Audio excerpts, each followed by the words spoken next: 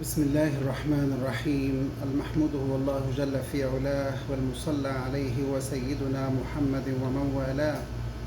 سبحان الذي أسرى بعبده ليلا من المسجد الحرام إلى المسجد الأقصى الذي باركنا حوله لنريه من آياتنا إنه هو السميع البصير. اللهم صل على سيدنا محمد عدد ما في علم الله، صلاة دائمة بدوام ملك الله.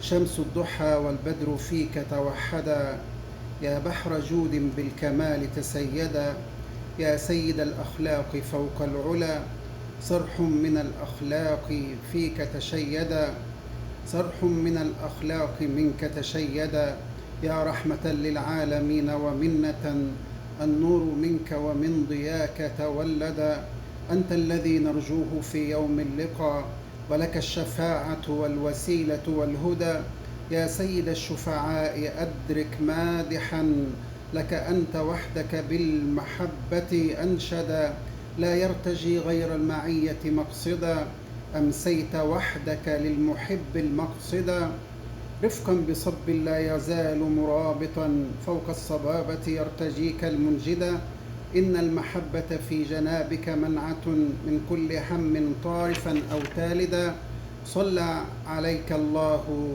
يا شمس الضحى، وحباك فضلا دائما متجددا، صلوا عليه وسلموا واستبشروا، إن السعادة لو عرفت محمدا. اللهم صل على سيدنا محمد القائم بأمر الله، ما ضاقت إلا وفرجها الله. في هذا اليوم العظيم، يوم الجمعة، الذي وصانا فيه النبي صلى الله عليه وسلم هذه الوصية العظيمة الجامعة الجميلة من نبي جميل وهو على خلق عظيم: إن من أفضل أيامكم يوم الجمعة فأكثروا علي من الصلاة فيه. قالوا: وكيف تعرض عليك صلاتنا وقد أرمت أي بليت؟ قال: إن الله حرم على الأرض أن تأكل أجساد الأنبياء. وأتى في خاطري هذا الحديث: من أصبح آمنا في سربه في مكانه أو سربه أي ملكه، معافا في بدنه، عنده قوت يومه، فكأنما حيزت له الدنيا، وفي رواية فكأنما حيزت له الدنيا بحذافيرها. فقلت: الرسول صلى الله عليه وسلم يوصينا في هذا اليوم بأن نكثر عليه من الصلاة والسلام في هذا اليوم، لأن الصلاة تصل مباشرة إلى حضرة النبي صلى الله عليه وسلم.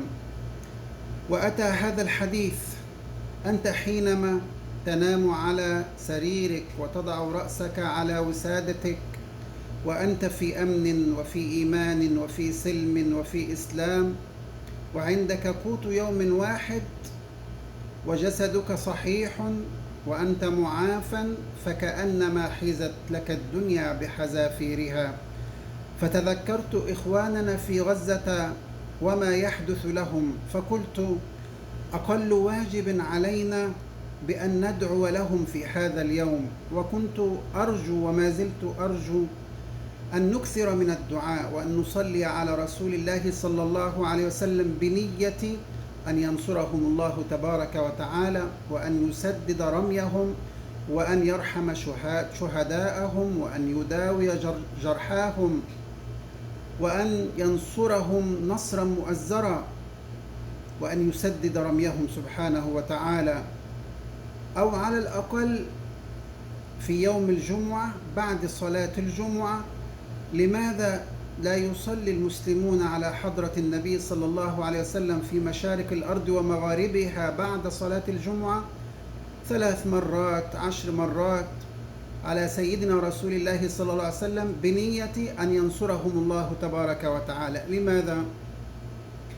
لأن الحديث المشهور عن سيدنا أبي بن كعب رضي الله عنه حينما خرج رسول الله صلى الله عليه وسلم فقال: أيها الناس اذكروا الله، جاءت الراجفة تتبعها الرادفة، جاء الموت بما فيه.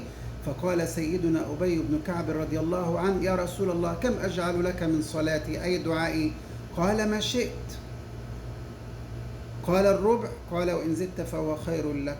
الثلث وإن زدت فهو خير لك، الثلثان وإن زدت فهو خير لك.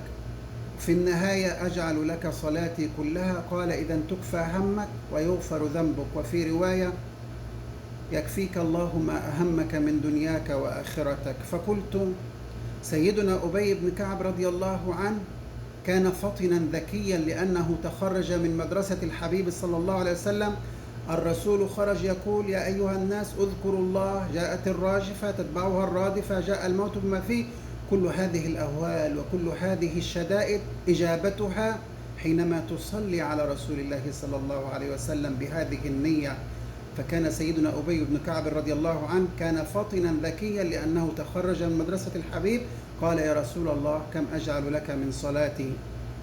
فكأننا حينما نصلي على رسول الله صلى الله عليه وسلم بهذه النية، بأن ينصر الله المستضعفين في مشارق الأرض ومغاربها، وينصر إخواننا في غزة وفي فلسطين وفي كل مكان أرض الإسلام والمسلمين، فيستجيب الله لدعائنا، وخصوصا في يوم الجمعة، لأن الصلاة تعرض مباشرة على حضرة النبي صلى الله عليه وسلم.